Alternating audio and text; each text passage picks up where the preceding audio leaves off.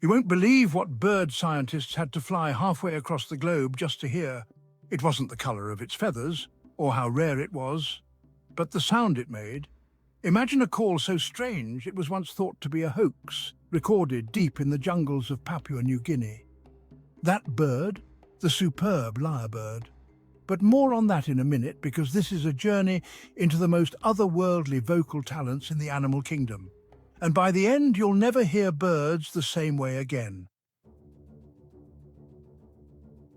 Picture this: a quiet dawn in the Amazon rainforest. Suddenly, a sound like a digital synthesizer pulses through the trees. It's not your neighbor's Bluetooth speaker, it's the call of the screaming piha.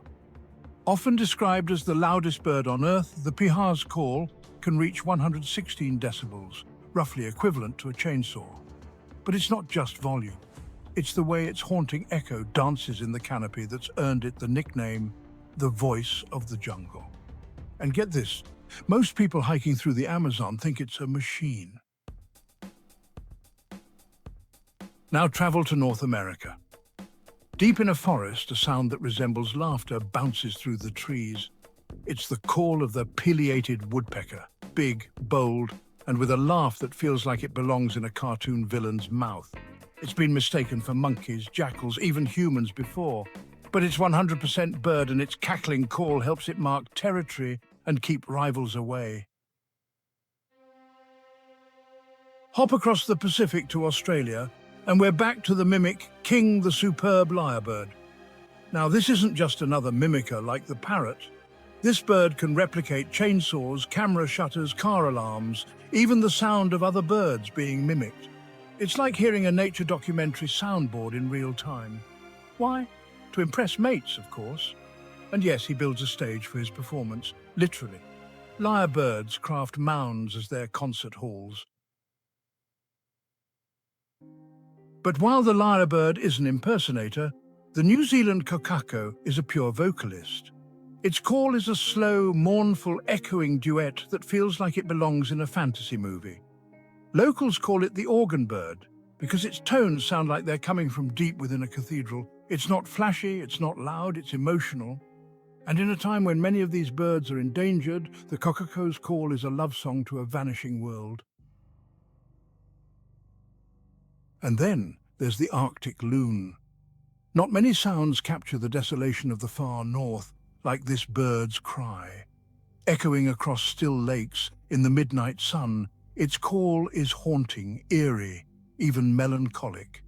Some say it sounds like a ghost calling out from the mist. It's been featured in countless horror movies, not because it's meant to scare, but because it taps into something ancient, primal. Meanwhile, the African grey parrot doesn't just mimic, it understands context. In captivity, some have been taught to count, identify colours, even ask for specific treats. One, named Alex, was studied for years and could verbally express desires, feelings, even demonstrate empathy. His "I'm sorry" after accidentally biting a researcher, chilling. His final words, "You be good, I love you, real." From understanding to confusion, few birds confound the human ear like the common loon. This North American waterbird has a tremolo call that's been called both beautiful and disturbing. Native American tribes believed loons could cross between worlds. Their calls, messages from beyond. And well, when you hear one over a still lake under a full moon, you really do start to believe it. Back to South America now and meet the bellbird. One call, one note, but it's delivered with a metallic clang so piercing it can cause temporary hearing damage if you're too close.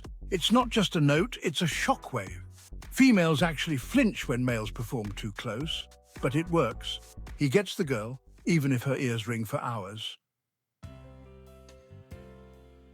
In the mountain forests of Southeast Asia, a tiny bird named the White-Rumped Shama unleashes a song so melodious and intricate that it's often caged for its voice alone. Birdsong competitions are held with prized shamas singing symphonies that rival a flute solo. But when they sing in the wild, echoing through misty valleys, it's poetry in motion. And finally, The oilbird, a creature so strange, its call doesn't just sound different, it is different. The oilbird navigates in total darkness using echolocation, just like bats.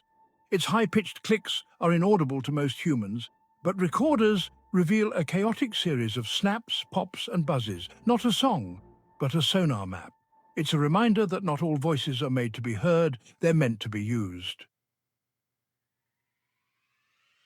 So whether it's mimicry, volume, melody, or sonar, these birds remind us of something profound. Language and sound aren't just tools, they're culture. Each of these birds tells a story. Some serenade, some scream, some haunt, and some teach. But all of them speak to the mystery and complexity of nature's soundscape. So next time you hear something in the trees, don't just listen. Wonder, because it might not be just a bird. It might be the next great voice of the wild.